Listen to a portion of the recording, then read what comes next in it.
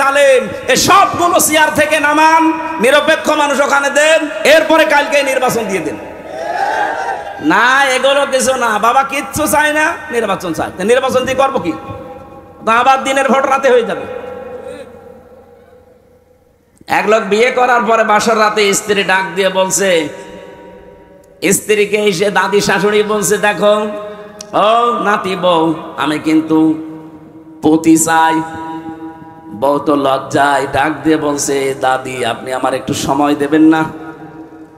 আপনার নাতি এখনো বাইরে ঘরে আসে না, আর আপনি এখনই পতি চান? শাশুড়ি এসে বলছে, বৌমা আমার কিন্তু নাতি চাই। মা আপনি সময় দেবেন না? ননদার দেবর এসে বলছে, ভাবি কি করবা জানি না, আমাদের কিন্তু ভাতিজা চাই। আচ্ছা ঠিক আছে, সময় দাও। স্বামী এবার এসে বলছে, বউ আমার বেবি চাই। ও ঘোমটা ফেলে দিয়ে বলছে, ওই বংশ কি সব পাগলের বংশ? কারো পতি চাই, নাতি চাই, বেবি চাই, কারো ভাতিজা চাই। আমরা সময় দেবেন না? 10 মাস 10 দিন সময় দেন, এরপরে বাকি কাজ কারবার ঠিক হোক। কিছুই নেই, এসে আপনি বসে পড়লেন আর সব চাই আমি কি ডাউনলোড করে নিয়ে আসবো? ঠিক আমাদের অবস্থা এখন এই পর্যায়ে আছি আমরা, কিচ্ছু চাই না। বাবা কি চাও? নির্বাচন চাই। আরে নির্বাচন তো আমরাও চাই, তা আপনি আবার ওদের দিয়ে নির্বাচন করাবেন? ওই 1628 জন মানুষই আছে, টাঙ্গাইলটা কুষ্টিয়ায়, কুষ্টিয়ারটা কুমারখালী, এই গেছি। মাল তো সব একই আছে, এক কথা বলেন না কেন? আমরা তো এইটাই চাচ্ছি যে এই 1628 জন মানুষ পাল্টান, হয় সবগুলো জালেম, নয় জালেমের দোষর। এরা থাকাকালীন আবার হবে, আবার আপনারা অবৈধ সুখ পাবেন। এক একটা অবৈধ সুখের কারণে 70টা করে অশান্তি পাবেন। আমরা তো এটা করতে দিতে চাই না। এই কারণে আজকের তেলাওয়াত কিন্তু আয়াতটা পড়লাম, সূরা আলে ইমরান 104 নম্বর আয়াত। আল্লাহ বলেন, অলতাকুম মিনকুম, তাকিদ দিয়েছেন অবশ্যই তোমাদের ভেতরে একটা দল থাকতেই হবে। শুধু থাকতে হবে না, থাকতেই হবে। 14টা দল না, মিনকুম উম্মাতুন, এটা একটা দলের কথা, আলিফ লাম দেয়নি, তাহলে দলটি হতো। আল্লাহ বলেন উম্মাতুন মানে একটা দল, মাস্ট বি, তোমাদের ভেতরে একটা দল থাকতেই হবে।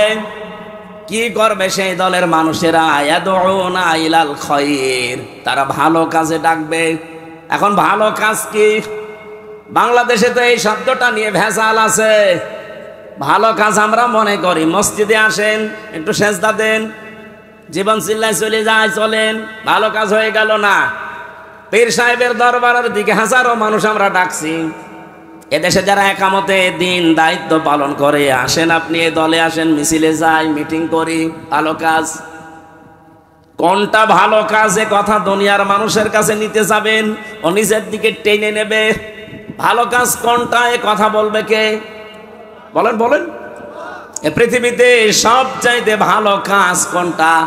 সূরা সফের ভেতরে আমার আল্লাহ নিজে বর্ণনা দিচ্ছেন, যালিকুম খায়রুল লাকুম। আল্লাহ বলেন এইটাই ভালো কাজ, এইটাই।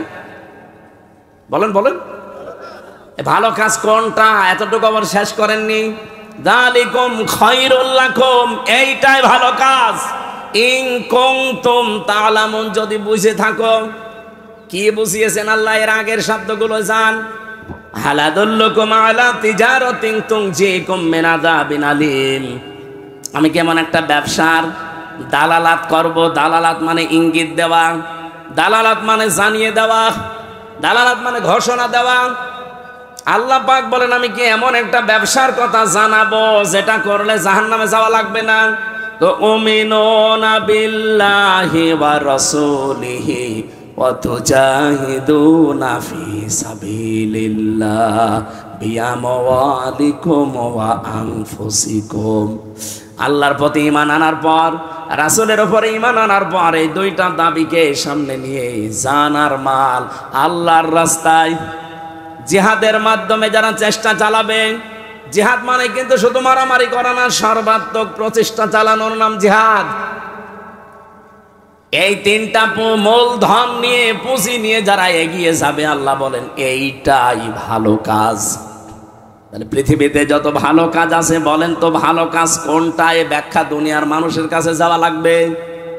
আল্লাহ বলছেন যারা আমার প্রতি ঈমান আনে, ঈমানের সাথে কোনো শিরিক মিশ্রণ করে না, জুলুম মিশ্রণ করে না, আমার রাসূলের প্রতি ঈমান আনে, তার ওই 63 বছরের জীবনের 23 বছর যারা পঙ্খানো মেনে চলে। বাংলাদেশে বহু মানুষ শুধু রসুলের 13 বছর মানতে চায়, ওই যে মক্কার জীবনে মার খেয়েছে, কিন্তু মদিনার জীবনে যে 10 বছর তিনি রাষ্ট্রপতি ছিলেন, এইটার কথা বলতে গেলে বলে এটা দুনিয়ার কাজ, এটা রাজনীতি। এরকম মানুষ দেশে নেই? বলেন বলেন। রাসূলুল্লাহকে মানতে হলে শুধু 13 বছর মানলে হবে না, 23 বছরই মানা লাগবে। আমরা ওইটা চাই। যেহেতু 13 বছর রাসূলুল্লাহ মার খেয়েছিলেন, 10 বছর রাষ্ট্রপ্রধান ছিলেন, আমরা অলরেডি 15 বছর মার খেয়েছি, 10 বছর এখন কোরআন দিয়ে দেশ চালাতে চাই। আগামীতে নির্বাচনে 300 এমপি, 151 জন মানুষ যদি আলামিন ভাইয়ের মতো কোরআন বুকে নিয়ে সংসদে যেতে পারে, ওনারা যদি প্রথম অধিবেশনে বলে মাননীয় স্পিকার আমরা নামাজের বিল চাই, আমরা যাকাতের বিল চাই, শফিকুল ইসলাম খান 300-র ভেতরে মাত্র 151 জন যদি কোরআন শরীফ বুকে নিয়ে ঢুকতে পারে, প্রথম দিনেই উনি বলবে যে হাত তোলেন। এরকম শফিক ভাইয়ের মতো 151 জন যদি হাত তোলে, ওই বিলটা কায়েম হয়ে যাবে। ওই দিন থেকে 18 কোটি মানুষ নামাজ আদায় করবে, যাকাত দিতে বাধ্য হবে, রাষ্ট্রীয়ভাবে আদায় করা হবে। আপনি ভোট দিয়েছিলেন শফিক ভাইকে একটা, প্রতিদিন আপনি 18 কোটি মানুষ নামাজ পড়লে যা হয় ওই পরিমাণ সওয়াব প্রতিদিন পাবেন। আমাদের হায়াত অল্প, কাজ বেশি করা লাগবে।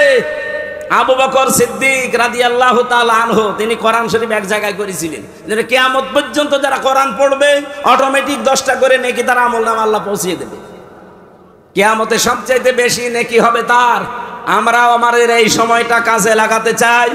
শফিক সাহেবের মতো বাংলাদেশে যারা কোরআন বুকে নিয়ে যেতে পারে, আমি এখানে দল বেদল রাজনীতি বুঝি না, আমরা চাই এই দেশে কোরআনের এই 4টা বিধান, আল্লাযীনা ইম্মাক্কান্নাহুম ফিল আরদ আকামুস সালাত ওয়া আতাউজ যাকাত ওয়া আমারু বিল মারুফ ওয়া নাহাউ আনিল মুনকার, এই 4টা কাজ যারা জারি করতে চাই, আমরা তাদের পেছনে আছি কোরআনের নির্দেশের কারণে। কোরআনের নির্দেশ না থাকলে জীবনও আমরা এই কথাগুলো শুনতামও না, মানতামও না। এই কথা বলে না কেন? আমরা শুধু মানতে চাচ্ছি আমার আল্লাহর কথা। 151 জন সত্যি কথা বলেন তো, যদি যেতে পারে দেশের চিত্র পাল্টিয়ে যাবে না? চুরি হবে না, ডাকাতি হবে না, ছিনতাই নেই, চাঁদাবাজি নেই, এ দেশটা আল্লাহর কসম দাঁড়িয়ে যাবে। কয়েকদিন আগে আমি মালয়েশিয়া ছিলাম, ওরা 2004 সাল থেকে দাঁড়িয়ে গেছে। সিঙ্গাপুর ওখানে গিয়েছিলাম, ওরাও 2005 সাল থেকে দাঁড়িয়ে গেছে। এতটুকু একটা দেশ, এই টাঙ্গাইলের মনে হয় 4 ভাগের 1 ভাগ এই সিঙ্গাপুর, এই দিকে ওদিকে মাত্র 42 কিলো। এতটুকু একটা দেশ আজ বিশ্বে 257টা দেশের ভেতরে আমার মনে হয় 10টা দেশ থাকলে তারা একটা। আপনাকে গোনা লাগবে তাদের। তারা যদি আজ দাঁড়িয়ে যেতে পারে, চুরি নেই, ডাকাতি নেই, আইনের শাসন আছে। আর আমাদের দেশের সামনে শুধু আইনের শাসন না, কোরআনের শাসন আসতেছে। এ দেশটা সোনায় সোহাগা হয়ে যাবে। আমি গ্যারান্টি দিচ্ছি, দেশ আল্লাহর কসম দাঁড়িয়ে যাবে। আগস্টের 5 তারিখের আগ পর্যন্ত একটা রিপোর্ট ছিল, এ দেশে মাত্র 100 জনের 15 জন মানুষ বলতো আমরা ইসলাম চাই। তার ভেতরে মাসুদ সাহেব একজন, মাত্র 15 জন। এখন এই যে মে মাসের আজকে 21 তারিখ, 15 তারিখের রিপোর্ট দেখেন, খ্রিস্টানরা বানিয়েছে, মাইক্রোসফট খ্রিস্টানরা এই রিপোর্ট নামাম দুনিয়া মিলে বানিয়েছে 257টা দেশ দেখে। বাংলাদেশের রিপোর্ট তাদের এই যে এই দেশে এখন 100 জনের 77 জন মানুষ বলছে আমরা ইসলাম চাই। খ্রিস্টানরা আমাদের ভালো চাই, আমাদের বিপক্ষে যা আছে সেই কথা বলে, কিন্তু এটা বলতে বাধ্য হচ্ছে। 100 জনের 77 জন মানুষ এখন চাচ্ছে যে আমরা ইসলাম চাই। গোবিন্দ পরামানিক পর্যন্ত, এই হিন্দু বেটা পর্যন্ত বলছে দেশে যদি ইসলাম আসে সবচাইতে বেশি নিরাপদে আমরা থাকতে পারবো। সুবহানাল্লাহ বলতে পারেন নাই? আমরা এতে সামনে এটা দেখাতে চাচ্ছি। এই জন্যই তো কল্যাণের দিকে ডাকি মানুষকে, আসেন, এইটাই আসল কল্যাণ। যতদিন আল্লাহর দ্বীন দেশে কায়েম না হবে, আপনি কখনো পূর্ণাঙ্গ ইসলাম মানতে পারবেন না। হয়তো আংশিক কিছু মানবেন। ইয়ামুরুনা বিল মারুফ ওয়া ইয়ানহাউনা আনিল মুনকার, তারা ভালো কাজে আদেশ করবে, অন্যায় কাজে নিষেধ করবে। এটা বাংলা অর্থ, ওই মানধাত আমলের। এখন আধুনিক অর্থ বের করা লাগবে। ওয়ায়ামুরুনা বিল মারুফ, তারা আদেশ করবে মারুফে। মারুফ মানে, আরে এটা তো সে 1400 বছর আগেই পড়ছি। আধুনিক ব্যাখ্যা হচ্ছে মারুফ শব্দের শাব্দিক অর্থ উরফুন থেকে এসেছে। আরাফা ইয়ারিফু উরফুন মানে পরিচিত, পরিচিত কাজগুলোর আদেশ করবে। পরিচিত কাজ কি এটা বুঝতে হলে আপনাকে সেই পৃথিবীর প্রথম দিন যাওয়া লাগবে। নাকি বেশি হয়ে যাচ্ছে? আজান দেবে নাকি?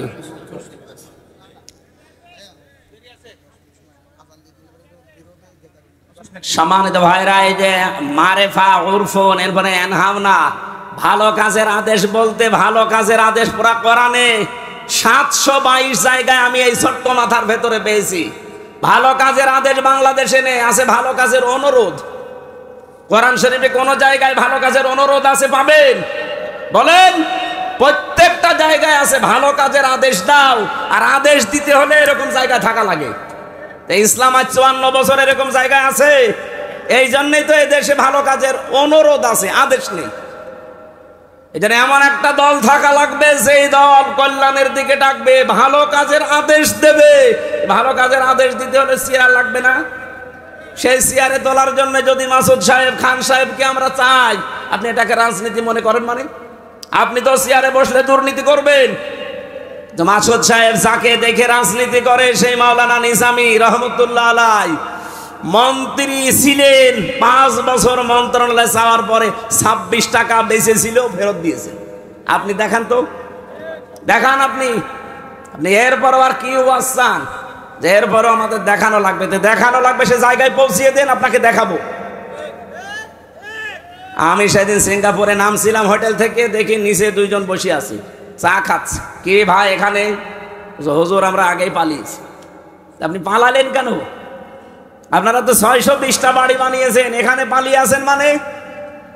নিচে নামে না, ভয়তে আছে। মালয়েশিয়া দেখলাম ওই ঠিক 2 শয়তান বসে আছে। কি এখানে কি আপনারা এত বাড়ি বানিয়েছেন? এক একজনের বাড়ির সংখ্যা 620টা, আর এখন থাকেন হোটেলে। এখানে আপনি সিঙ্গাপুরে, মালয়েশিয়াতে সেকেন্ড হোম বানিয়েছেন, এখানে সাহেব পাড়া বানিয়েছেন, সব তো তালা লাগানো। হুজুর ওখানে থেকে মার খাবো? 20 লাখ বাঙালি আছে এই দেশে, পিটিয়ে ভক্ত বানিয়ে ফেলবে। এমন জীবন আপনি কেন তৈরি করবেন যে আপনারা জনগণ দেখলে জুতা মারতে চায়? কথা বলেন না কেন?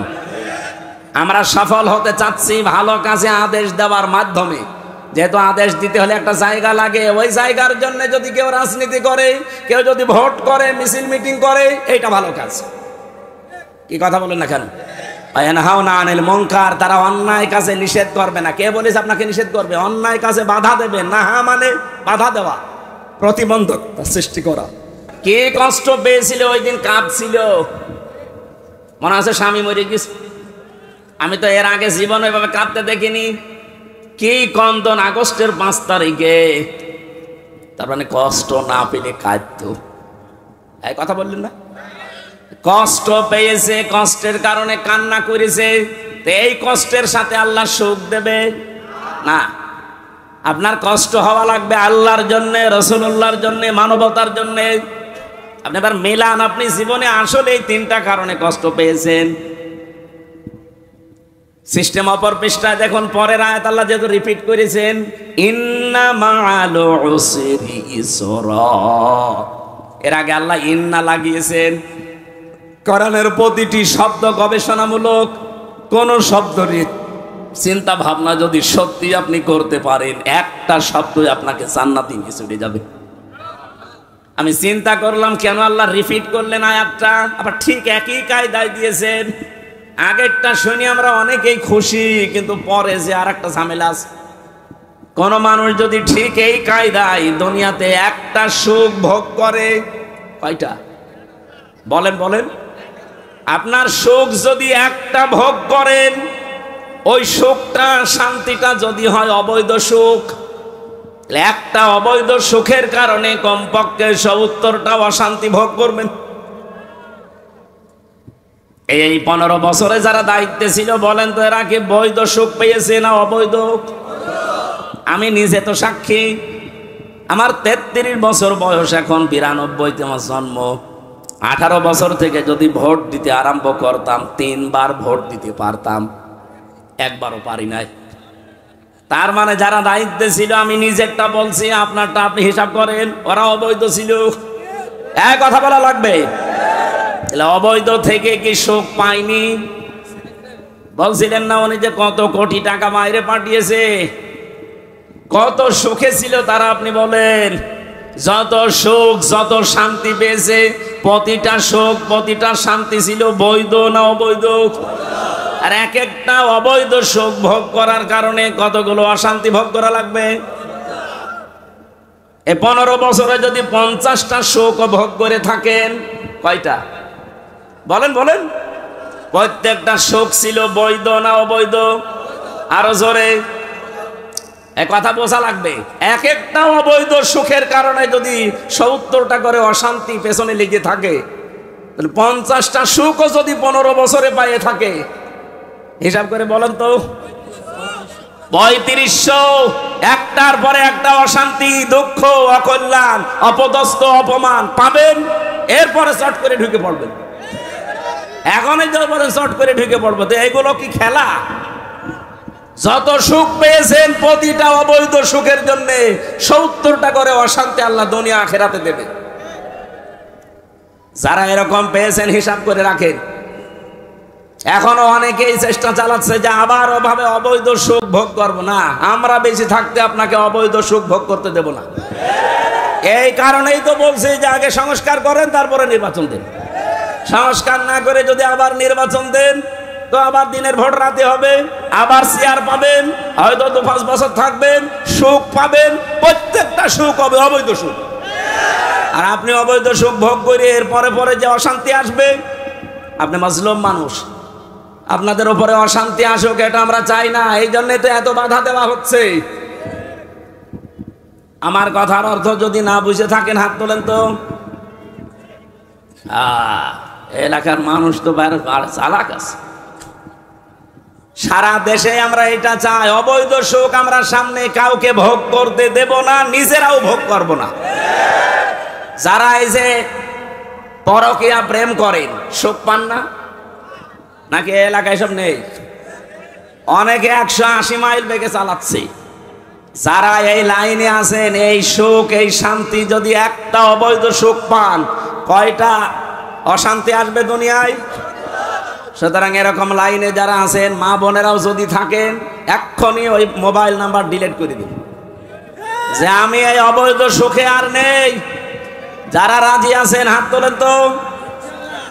আরে আল্লাহ, দাঁড়িয়েলা মানুষ, কার সাথে লাইন আছে না? আমি হাসির জন্য বলি নাই, আপনারা হাত তুললেন কোন কারণে ভাই? এলাকায় এসব লাইন ঘাট চলছে। যারা অবৈধ কাজে আছেন এই মুহূর্তে থেমে যান। কোন কারণে আপনি অন্যের স্ত্রীর সাথে, অন্যের মেয়ের সাথে লাইন করবেন? আপনার নিজের বৈধ স্ত্রী থাকতে, আপনার স্ত্রীর ভেতরে যা আছে অন্য মেয়ে লোকের ভেতরে বেশি কিছু আছে? বলেন কোন কারণে অবৈধ কাজ করা লাগবে? বলেন না শান্তি পাই। শান্তি আপনার নিজের আসল বৈধ জায়গায় নেই। অনেকের প্রশ্ন যে বৈধ জায়গায় শান্তি পাওয়া যায় না, কারণ ওরা মন মতো চলে না। এইটা মেয়েদের দোষ। সম্মানিতা মা বোনেরা, শুধু নামাজ পড়া, রোজা রাখা, কালো বোরকা পরা ইবাদত না। স্বামী আপনাকে যেই সুরতে দেখতে চায় ঘরের ভেতরে, ওই সুরতে থাকা ইবাদত। আপনার স্বামী যদি মন মানসিকতা এমন হয় যে আপনাকে খোলামেলা দেখতে চাই, থাকবেন খোলামেলা, কোনো অসুবিধা নেই। যদি বলে হাঁটা কাটা ব্লাউজ গায়ে দিলে ভালো লাগে, আপনি তাই গায়ে দেবেন। হযরতে খাদিজাতুল কুবরার জীবনী পড়েছি, জীবনে কোনোদিন এক ওয়াক্ত নামাজ পড়েননি, একটা রোজা রাখেননি, একদিনের জন্য তিনি পর্দায় ছিলেন না। অথচ আল্লাহ নিজে তাকে সালাম দিয়েছে জীবিত অবস্থায়। জান্নাতে ঘর বানিয়ে তার জন্য আল্লাহ পাঠিয়েছে, সুসংবাদ দিয়েছে। পুরা জীবনী তার আমি পড়ে দেখেছি। এই যে বিধানগুলো তিনি মানেননি কেন? কারণ তার ইন্তেকালের পরে এগুলো সব নাজিল হয়, এজন্য উনি মানতে পারেন। কিন্তু আল্লাহ তাকে সালাম দেওয়া, জান্নাতে ঘর বানিয়ে পাঠিয়ে দেওয়া একটা কারণ পেয়েছি। জীবনে কোনোদিন জীবিত অবস্থায় যতদিন সংসারে ছিলেন, একদিনের জন্যও স্বামীর মনে তিনি দুঃখ দেননি, কষ্ট দেননি। আল্লাহ এত খুশি হয়েছিল এই কারণে জান্নাতে ঘর বানিয়ে তার জন্য পাঠিয়ে দিয়েছেন সুসংবাদ, এবং আল্লাহ নিজে সালাম দিয়েছেন। এখানে যারা স্বামী আছেন মিথ্যা কথা বলবেন না। আল্লাহর দিকে তাকিয়ে বলেন তো, জীবনে কোনোদিন আপনার বউ একদিনের জন্য আপনাকে দুঃখ দেয়নি এরকম একটা স্বামী? হাত তোলেন তো। একজনও নেই। সম্মানিত মা বোনেরা ওখানে দাঁড়িয়ে কি কি দেখছেন? কি আপনার স্বামী দেখেন? হাত তোলে কিনা? একটা স্বামীও হাত তুলতে পারেনি। সভাপতি পারেনি, প্রধান অতিথিও পারেনি, আমিও পারিনি। মিথ্যা কথা বলবো কেন? এটা রেকর্ড হচ্ছে, লাইভ চলছে। ম্যাডাম দেখে দেখুক, কপালে যা আছে হোক, কিন্তু মিথ্যা কথা বলা যাবে না। সম্মানিত মা বোনেরা, হচ্ছে না। এতগুলো স্বামী বসে আছি আমরা, একটা মানুষও হাত তুলতে পারি নাই। তা আপনি খাদিজার সাথে জান্নাত যাবেন কি করি? একজন বলছে ঠিক, তার মানে ও মনে হয় ঝামেলায় আছে। না, মা বোনদেরকে আরো উদার হওয়ার জন্য বলছি। সম্মানিত মা বোনেরা, কয়েকদিন আগে আপনারা দেখেছেন শুধু বউ আর শাশুড়ি, এদের এই ছোট মনের কারণে তার স্বামীটা, এই যে পলাশ সাহা এএসপি, মরে গেল। আজ হাজারো পরিবারে এরকম পলাশ সাহা আমরা আছি, মানসিক রোগী হয়ে যাচ্ছি শুধু শাশুড়ি আর বউর এই ছোট মনের কারণে। মনটা ন্যারো মাইন্ডের না করে ব্রড মাইন্ডের করতে পারেন না। কয়দিন থাকবেন দুনিয়ায়? এই ঈদ আসতেছে, ঈদুল আজহা। মাকে যদি কেউ 1000 টাকা দিয়ে শাড়ি কিনে দেয়, স্ত্রীকে 800 টাকা দিয়ে 200 টাকা কম বেশি স্বামীর সাথে কথা বলে না। এরকম ছোট মনের বউ আছে? কার হাত তোলেন তো? একজন। হ্যাঁ, আমি হাসির জন্য বলি না, এটা বাস্তব চলছে। আল্লাহ আমাদের মা বোনদেরকে খাদিজাতুল কুবরার মতো ব্রড মাইন্ডের হওয়ার তৌফিক দেন, বলেন আমিন। হচ্ছে না মা বোনেরা, আমার আফসোস লাগছে আপনাদের জন্যে। শুধু নামাজ পড়ে রোজা রেখে কালো বোরকা পরিয়ে না, জীবনও জান্নাত যেতে পারবেন না। স্বামী একটা ফ্যাক্টর। এখন যদি আমার মনে হয় প্রশ্নটা মেয়েরা উল্টো করে করে, হুজুর একটু হাত তোলান তো, যে জীবনে বোর মনে কোনোদিন দুঃখ দেয়নি এরকম স্বামী আছে কিনা? না, নেই। আমরা পারবো না। আমাদেরকে হযরতে আলীর মতো হওয়া দরকার। কথা বলেন ঠিক কিনা? এই জন্য পরকীয়া প্রেমের মতো অবৈধ কাজে যারা শোক পাচ্ছেন, থেমে যান। যে যেখান থেকে আছেন ওই মুহূর্তে এক্ষুনি তওবা করা লাগবে। দেন মোবাইল নাম্বার ডিলিট করে দিন, যে আমার কোনো দরকার নেই, আমি বৈধ সুখ যতটুকু আছে আমি ভোগ করব। তাহলে আমার কথা ছিল, দুনিয়ায় একটা অবৈধ সুখ কেউ ভোগ করলে তার জন্যে সাথে সাথে অশান্তি দুঃখ ভোগ করা লাগবে কয়টা? আমি যে হাদিস পড়েছিলাম মুসলিম শরীফের, বিশ্বনবী জানিয়েছেন, মানিদ্দাআ মা লাইসা লাহু ফালাইসা মিন্না ওয়ালিয়াতাবাওয়া মাকআদাহু মিনান নার। এই পৃথিবীতে কোনো মানুষ যদি নিজের না কিন্তু সেই জিনিস নিজের দাবি করে, এদিকে তাকান, যেই জিনিস আপনার না ওই জিনিস যদি আপনি দাবি করেন, 1 নাম্বার শাস্তি আপনার জন্য ফালাইসা মিন্না, ওই দিন থেকে আপনি আর নবীর উম্মত নেই। 2 নম্বরে ওয়ালিয়াতাবাওয়া মাকআদাহু মিনান নার, আপনি যেন জাহান্নামে নিজের একটা স্থান তৈরি করে নিলেন। আমি হাদিসটা পড়ার পরে বাংলাদেশের সাথে মিলিয়েছি। আগস্টের 5 তারিখের আগেও ছিল, আগস্টের 5 তারিখের পরে বহু মানুষ অলরেডি আল্লাহর নবীর উম্মত থেকে খারিজ হয়ে গেছে। যে জিনিস যার না সেটা নিজে দখল করে বাবা শাহজালাল সব হালাল করে নিচ্ছেন। টাঙ্গাইল জেলায় হয়তো এগুলো শুরু হয়নি। কি বলেন? যে জিনিস আপনার না আপনি দখল করতে পারেন না, যদি এরকম কেউ করে থাকেন ফেরত দেওয়া লাগবে। এক কথা বলেন না কেন? এই চরিত্র দেশে নেই, এখনো চলছে এটা। যেটা যার না ফেরত দিয়ে দেন। জোর করে জবরদস্তি করে দখল করেছেন, চাঁদাবাজি করে দখল করেছেন, যেভাবে ওটাকে ফেরত দিয়ে দেন, নয়তো আপনি নবীর উম্মত আর নেই। বলেন, নবীর উম্মত যদি কেউ না থাকে, ওর নামাজ রোজা কিছু হচ্ছে? আর ও যদি মরে যায়, আমির হামজা না কাবার ইমাম দিয়ে এসেও যদি বলেন বিসমিল্লাহি ওয়া আলা মিল্লাতি রাসূলিল্লাহ, পুরা মিথ্যা কথা। না, আপনি আল্লাহর নামেও নেই, রসুলের দলেও নেই, এ মিথ্যা কথা আমরা বলবো কেন? এই জন্য আমরা চাই যার জিনিস দখল করেছেন, চাঁদাবাজি করে হোক, চুরি করে হোক, ডাকাতি করে হোক, ফেরত দিয়ে দেন। হাদিসের টিকা বলছি, এবার কোন জিনিস যদি আপনারই ছিল, আপনারটা দখল হয়ে গিয়েছিল, হাত ছাড়া হয়েছিল, চাঁদাবাজি করে মিথ্যা মামলা দিয়ে, মিথ্যা সাক্ষী দিয়ে আপনার কাছ থেকে নিয়েছে, এখন ওইটা আপনি যদি ফেরত পান তাহলে আপনার গুনাহ নেই। কথা বোঝেননি? আপনারই ছিল, আপনারটা হারিয়েছে, দখল হয়ে গেছে, কেউ জোর করে নিয়েছিল, এখন ওইটা আপনি আবার ফেরত পেয়েছেন, তাহলে আপনি এই হাদিসের শাস্তির আওতা মুক্ত থাকবেন। বাংলাদেশ ইসলামী ব্যাংক, এটা যাদের ছিল তারা ফেরত পেয়েছে। এই কথা বললেন না? না, অনেকে কথা তুলছে দেখছি, বলছে না এটাও চিন্তায় হয়ে গেছে। আপনি এত বড় মিথ্যা কথা বলেন কি করে? ব্যাংকে আপনার বাবার, যাদের ব্যাংক তারা ফেরত পেয়েছে। আপনারটা যদি এরকম হাত ছাড়া কিছু হয়ে যায়, আপনি ফেরত পান, আপনি হাদিসের শাস্তির আওতা মুক্ত থাকবেন। আমার কথার অর্থ যদি না বুঝে থাকেন, একা একা আসেন। আপনার আর কোরআন শরীফ, বুখারী শরীফ দিয়ে হবে না, বাকারি লাগবে। এত সহজ বাংলায় বলার পরও খালি নিজের দিকে টানেন। মানে যেই জিনিস আপনারই ছিল কিন্তু হাত ছাড়া হয়ে গিয়েছিল, ওটা আপনি আবার ফেরত পেয়েছেন। ইসলামী ব্যাংক ঠিক ওইটাই। এই কথা বলেন না কেন? তারপরেও যে এখনো সব ফেরত পাওয়া যায়নি। ৭৫,০০০ কোটি টাকা ওরা এখান থেকে উল্টা পাল্টা করেছে, ওই টাকাগুলো ফেরত দেওয়া লাগবে। তাদের মাথার ঘাম পায়ে ফেলা ব্যাংক, আপনার বাবার ব্যাংক, আর আপনি মিথ্যা কথা ছড়ান জাতির কাছে যে এটাও চিন্তা হয়ে গেছে। আপনারটা যদি এরকম কিছু হয়ে থাকে ১৫ বছরে, আপনার দোকান কেউ দখল করেছিল, আপনার জমি কেউ কেড়ে নিয়েছিল, ওটা ফেরত পেয়েছেন, ফেরত নেন, অসুবিধা নেই। আমার মনে হয় আপনি হাদিসের অর্থ বুঝেছেন। এরপরও যদি না বোঝার ভান করে থাকেন, আমার অন্তত কিছু করার নেই। কে কথা বলেন না কেন? আমার এই আয়াতের মূল কথা ছিল, একটা অবৈধ সুখ ভোগ করলে ৭০টা শান্তি একটার পর একটা আসতেই থাকবে।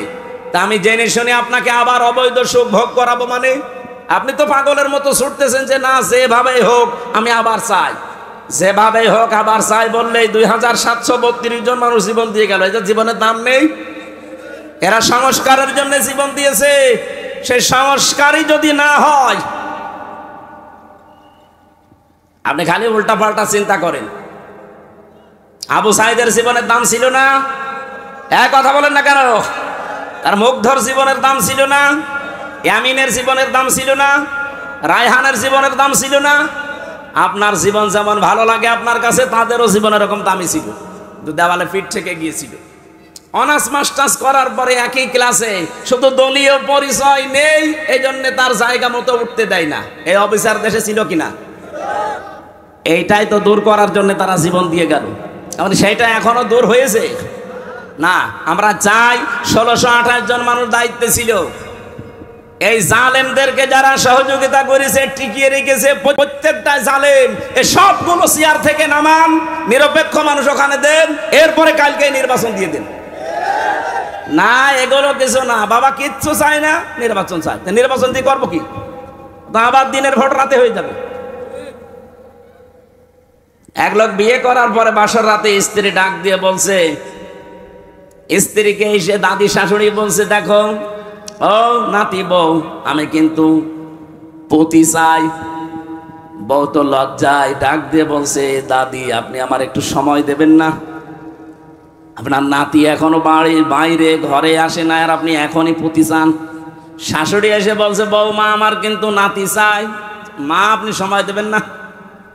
ননদার দেবর এসে বলছে, ভাবি কি করবা জানি না, আমাদের কিন্তু ভাতিজা চাই। আচ্ছা ঠিক আছে, সময় দাও। স্বামী এবার এসে বলছে, বউ আমার বেবি চাই। ও ঘোমটা ফেলে দিয়ে বলছে, ওই বংশ কি সব পাগলের বংশ? কারো পতি চাই, নাতি চাই, বেবি চাই, কারো ভাতিজা চাই, আমরা সময় দেবেন না? 10 মাস 10 দিন সময় দেন, এরপরে বাকি কাজ কারবার ঠিক হোক। কিছুই নেই, এসে আপনি বসে পড়লেন আর সব চাই আমি কি ডাউনলোড করে নিয়ে আসবো? ঠিক আমাদের অবস্থা এখন এই পর্যায়ে আছি, আমরা কিচ্ছু চাই না। বাবা কি চাও? নির্বাচন চাই। আরে নির্বাচন তো আমরাও চাই, আপনি আবার ওদের দিয়ে নির্বাচন করাবেন। ওই ১৬২৮ জন মানুষই আছে, টাঙ্গাইলটা কুষ্টিয়ায়, কুষ্টিয়ারটা কুমারখালী, এই গেছি। তাহলে মাল তো সব একই আছে। এক কথা বলেন না কেন? আমরা তো এইটাই চাচ্ছি যে এই 1628 জন মানুষ পাল্টান, হয় সবগুলো জালেম নয় জালেমের দোষক। এরা থাকাকালীন আবার হবে, আবার আপনারা অবৈধ সুখ পাবেন, এক একটা অবৈধ সুখের কারণে 70টা করে অশান্তি পাবেন। আমরা তো এটা করতে দিতে চাই না। এই কারণে আজকের তেলাওয়াত কিন্তু আয়াতটা পড়লাম, সূরা আলে ইমরান 104 নম্বর আয়াত। আল্লাহ বলেন অলতাকুম মিনকুম, তাকিদ দিয়েছেন অবশ্যই তোমাদের ভেতরে একটা দল থাকতেই হবে। শুধু থাকতে হবে না, থাকতেই হবে। 14টা দল না, মিনকুম উম্মাতুন, এটা একটা দলের কথা, আলিফ লাম দেয়নি, তাহলে দলটি হতো। আল্লাহ বলেন উম্মাতুন মানে একটা দল, মাস্ট বি, তোমাদের ভেতরে একটা দল থাকতেই হবে। কি করবে সেই দলের মানুষেরা? ইয়াদউনা ইলাল খায়র, তারা ভালো কাজে ডাকবে। এখন ভালো কাজ কি? বাংলাদেশে তো এই শব্দটা নিয়ে ভেজাল আছে। ভালো কাজ আমরা মনে করি মসজিদে আসেন, একটু সেজদা দেন, জীবন চিল্লায় চলে যায়, চলেন, ভালো কাজ হয়ে গেল না। পীর সাহেবের দরবারের দিকে হাজারো মানুষ আমরা ডাকছি। এদেশে যারা একামতে দিন দায়িত্ব পালন করে, আসেন আপনি এই দলে আসেন, মিছিলে যাই, মিটিং করি, ভালো কাজ। কোনটা ভালো কাজ এ কথা দুনিয়ার মানুষের কাছে নিতে যাবেন, ও নিজের দিকে টেনে নেবে। ভালো কাজ কোনটা এ কথা বলবে কে? বলেন বলেন। এ পৃথিবীতে সবচাইতে ভালো কাজ কোনটা? সূরা সফের ভেতরে আমার আল্লাহ নিজে বর্ণনা দিচ্ছেন, যালিকুম খায়রুল লাকুম। আল্লাহ বলেন এইটাই ভালো কাজ, এইটাই। বলেন বলেন, ভালো কাজ কোনটা? এতটুকু আবার শেষ করেননি। যালিকুম খায়রুল লাকুম, এইটাই ভালো কাজ। ইন কুনতুম তা'লামুন, যদি বুঝে থাকো। কি বুঝিয়েছেন আল্লাহ? এর আগের শব্দগুলো জান। হাল আদুল্লুকুম আলা তিজারাতিন তুনজিকুম মিন আযাবিন আলীম, আমি কেমন একটা ব্যবসার দালালাত করব। দালালাত মানে ইঙ্গিত দেওয়া, দালালাত মানে জানিয়ে দেওয়া, দালালাত মানে ঘোষণা দেওয়া। আল্লাহ পাক বলেন আমি কি এমন একটা ব্যবসার কথা জানাবো যেটা করলে জাহান্নামে যাওয়া লাগবে না। তো উমিনুনা বিল্লাহি ওয়া রাসূলিহি ওয়া তুজাহিদুনা ফি সাবিলিল্লাহ বিআমওয়ালিকুম ওয়া আনফুসিকুম। আল্লাহর প্রতি ঈমান আনার পর, রাসূলের উপরে ঈমান আনার পর, এই দুইটা দাবিকে সামনে নিয়ে জান আর মাল আল্লাহর রাস্তায় জিহাদের মাধ্যমে যারা চেষ্টা চালাবে। জিহাদ মানে কিন্তু শুধু মারামারি করা না, সর্বাত্মক প্রচেষ্টা চালানোর নাম জিহাদ। এই তিনটা মূলধন নিয়ে, পুঁজি নিয়ে যারা এগিয়ে যাবে, আল্লাহ বলেন এইটাই ভালো কাজ। তাহলে পৃথিবীতে যত ভালো কাজ আছে, বলেন তো ভালো কাজ কোনটা? এ ব্যাখ্যা দুনিয়ার মানুষের কাছে যাওয়া লাগবে। আল্লাহ বলছেন যারা আমার প্রতি ঈমান আনে, ঈমানের সাথে কোনো শিরিক মিশ্রণ করে না, জুলুম মিশ্রণ করে না, আমার রাসূলের প্রতি ঈমান আনে, তার ওই 63 বছরের জীবনের 23 বছর যারা পঙ্খানো মেনে চলে। বাংলাদেশে বহু মানুষ শুধু রসুলের 13 বছর মানতে চায়। ওই যে মক্কার জীবনে মার খেয়েছে, কিন্তু মদিনার জীবনে যে 10 বছর তিনি রাষ্ট্রপতি ছিলেন, এইটার কথা বলতে গেলে বলে এটা দুনিয়ার কাজ, এটা রাজনীতি। এরকম মানুষ দেশে নেই? বলেন বলেন। রাসূলুল্লাহকে মানতে হলে শুধু 13 বছর মানলে হবে না, 23 বছরই মানা লাগবে। আমরা ওইটা চাই। যেহেতু 13 বছর রাসূলুল্লাহ মার খেয়েছিলেন, 10 বছর রাষ্ট্রপ্রধান ছিলেন, আমরা অলরেডি 15 বছর মার খেয়েছি, 10 বছর এখন কোরআন দিয়ে দেশ চালাতে চাই। আগামীতে নির্বাচনে 300 এমপি, 151 জন মানুষ যদি আলামিন ভাইয়ের মতো কোরআন বুকে নিয়ে সংসদে যেতে পারে, ওনারা যদি প্রথম অধিবেশনে বলে মাননীয় স্পিকার আমরা নামাজের বিল চাই, আমরা যাকাতের বিল চাই, শফিকুল ইসলাম খান 300-র ভেতরে মাত্র 151 জন যদি কোরআন শরীফ বুকে নিয়ে ঢুকতে পারে, প্রথম দিনেই উনি বলবে যে হাত তোলেন। এরকম শফিক ভাইয়ের মতো 151 জন যদি হাত তোলে, ওই বিলটা কায়েম হয়ে যাবে। ওই দিন থেকে 18 কোটি মানুষ নামাজ আদায় করবে, যাকাত দিতে বাধ্য হবে, রাষ্ট্রীয়ভাবে আদায় করা হবে। আপনি ভোট দিয়েছিলেন শফিক ভাইকে একটা, প্রতিদিন আপনি 18 কোটি মানুষ নামাজ পড়লে যা হয় ওই পরিমাণ সওয়াব প্রতিদিন পাবেন। আমাদের হায়াত অল্প, কাজ বেশি করা লাগবে। আবু বকর সিদ্দিক রাদিয়াল্লাহু তাআলা আনহু তিনি কোরআন শরীফ এক জায়গায় করেছিলেন যে কিয়ামত পর্যন্ত যারা কোরআন পড়বে অটোমেটিক 10টা করে নেকি তার আমলনামা আল্লাহ পৌঁছিয়ে দেবে। কিয়ামতে সবচেয়ে বেশি নেকি হবে তার। আমরাও আমাদের এই সময়টা কাজে লাগাতে চাই। শফিক সাহেবের মতো বাংলাদেশে যারা কোরআন বুকে নিয়ে যেতে পারে, আমি এখানে দল বেদল রাজনীতি বুঝি না, আমরা চাই এই দেশে কোরআনের এই 4টা বিধান, আল্লাযীনা ইম্মাক্কান্নাহুম ফিল আরদ আকামুস সালাত ওয়া আতাউজ যাকাত ওয়া আমারু বিল মারুফ ওয়া নাহাউ আনিল মুনকার, এই 4টা কাজ যারা জারি করতে চাই আমরা তাদের পেছনে আছি কোরআনের নির্দেশের কারণে। কোরআনের নির্দেশ না থাকলে জীবনও আমরা এই কথাগুলো শুনতামও না, মানতামও না। এই কথা বলে না কেন? আমরা শুধু মানতে চাচ্ছি আমার আল্লাহর কথা। 151 জন সত্যি কথা বলেন তো, যদি যেতে পারে দেশের চিত্র পাল্টিয়ে যাবে না? চুরি হবে না, ডাকাতি হবে না, ছিনতাই নেই, চাঁদাবাজি নেই, এ দেশটা আল্লাহর কসম দাঁড়িয়ে যাবে। কয়েকদিন আগে আমি মালয়েশিয়া ছিলাম, ওরা 2004 সাল থেকে দাঁড়িয়ে গেছে। সিঙ্গাপুর ওখানে গিয়েছিলাম, ওরাও 2005 সাল থেকে দাঁড়িয়ে গেছে। এতটুকু একটা দেশ, এই টাঙ্গাইলের মনে হয় 4 ভাগের 1 ভাগ এই সিঙ্গাপুর, এই দিকে ওদিকে মাত্র 42 কিলো। এতটুকু একটা দেশ, আজ বিশ্বে 257টা দেশের ভেতরে আমার মনে হয় 10টা দেশ থাকলে তারা একটা। আপনাকে গোনা লাগবে তাদের।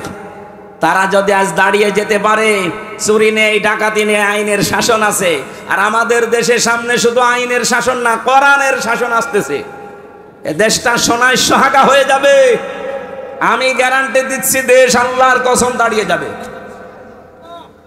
আগস্টের 5 তারিখের আগ পর্যন্ত একটা রিপোর্ট ছিল, এ দেশে মাত্র 100 জনের 15 জন মানুষ বলতো আমরা ইসলাম চাই। তার ভেতরে মাসুদ সাহেব একজন, মাত্র 15 জন।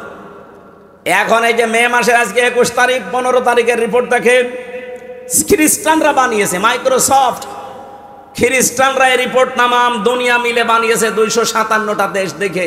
বাংলাদেশের রিপোর্ট তাদের এই যে এই দেশে এখন 100 জনের 77 জন মানুষ বলছে আমরা ইসলাম চাই।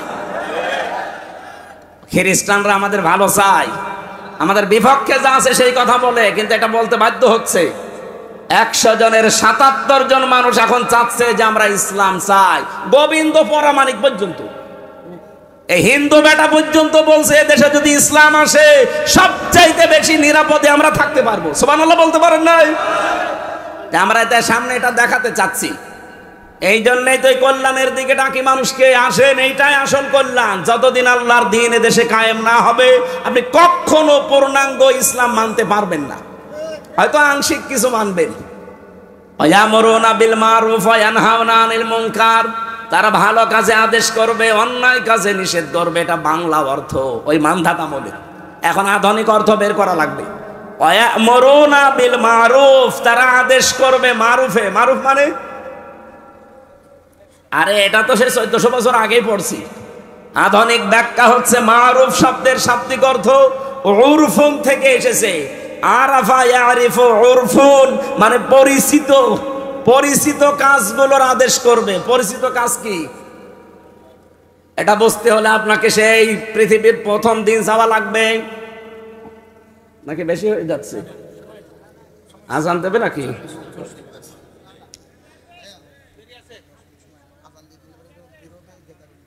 সম্মানিত ভাইরা, এই যে মারেফা উরফুন, এরপরে এনহাওনা, ভালো কাজের আদেশ বলতে ভালো কাজের আদেশ পুরা কোরআনে 722 জায়গায় আমি এই ছোট্ট মাথার ভেতরে পেয়েছি। ভালো কাজের আদেশ বাংলাদেশে নেই, আছে ভালো কাজের অনুরোধ। কোরআন শরীফে কোন জায়গায় ভালো কাজের অনুরোধ আছে পাবেন? বলেন। প্রত্যেকটা জায়গায় আছে ভালো কাজের আদেশ দাও, আর আদেশ দিতে হলে এরকম জায়গায় থাকা লাগে। ইসলাম আজ 54 বছর এরকম জায়গায় আছে। এই জন্যই তো এই দেশে ভালো কাজের অনুরোধ আছে, আদেশ নেই। এজন্য এমন একটা দল থাকা লাগবে যেই দল কল্যাণের দিকে ডাকবে, ভালো কাজের আদেশ দেবে। ভালো কাজের আদেশ দিতে হলে চেয়ার লাগবে না? সেই চেয়ারে তোলার জন্য যদি মাসুদ সাহেব, খান সাহেবকে আমরা চাই, আপনি এটাকে রাজনীতি মনে করেন? মানে আপনি তো চেয়ারে বসলে দুর্নীতি করবেন। মাসুদ সাহেব যাকে দেখে রাজনীতি করে সেই মাওলানা নিজামী রহমতুল্লাহ আলাই, মন্ত্রী ছিলেন, 5 বছর মন্ত্রণালয়ে যাওয়ার পরে 26 টাকা বেঁচেছিল, ফেরত দিয়েছেন। আপনি দেখান তো, দেখান আপনি। আপনি এরপরও আর কি ওয়াজ চান যে এরপরও আমাদের দেখানো লাগবে? তো দেখানো লাগবে, সে জায়গায় পৌঁছিয়ে দেন, আপনাকে দেখাবো। আমি সেদিন সিঙ্গাপুরে নামছিলাম হোটেল থেকে, দেখি নিচে 2 জন বসে আছি, চা খাচ্ছে। কি ভাই এখানে? হুজুর আমরা আগেই পালিয়েছি। আপনি পালালেন কেন? আপনারা তো 620টা বাড়ি বানিয়েছেন, এখানে পালিয়ে আছেন মানে? নিচে নামে না, ভয়তে আছে। মালয়েশিয়া দেখলাম ওই ঠিক 2 শয়তান বসে আছে। কে এখানে কি? আপনারা এত বাড়ি বানিয়েছেন, এক একজনের বাড়ির সংখ্যা 620টা, আর এখন থাকেন হোটেলে। এখানে আপনি সিঙ্গাপুরে মালয়েশিয়াতে সেকেন্ড হোম বানিয়েছেন, এখানে সাহেব পাড়া বানিয়েছেন, সব তো তালা লাগানো। হুজুর ওখানে থেকে মার খাবো? 20 লাখ বাঙালি আছে এই দেশে, পিটিয়ে ভক্ত বানিয়ে ফেলবে। এমন জীবন আপনি কেন তৈরি করবেন যে আপনারা জনগণ দেখলে জুতা মারতে চায়? কথা বলেন না কেন? আমরা সফল হতে চাচ্ছি ভালো কাজে আদেশ দেওয়ার মাধ্যমে। যেহেতু আদেশ দিতে হলে একটা জায়গা লাগে, ওই জায়গার জন্য যদি কেউ রাজনীতি করে, কেউ যদি ভোট করে, মিছিল মিটিং করে, এইটা ভালো কাজ। কি কথা বলেন না কেন?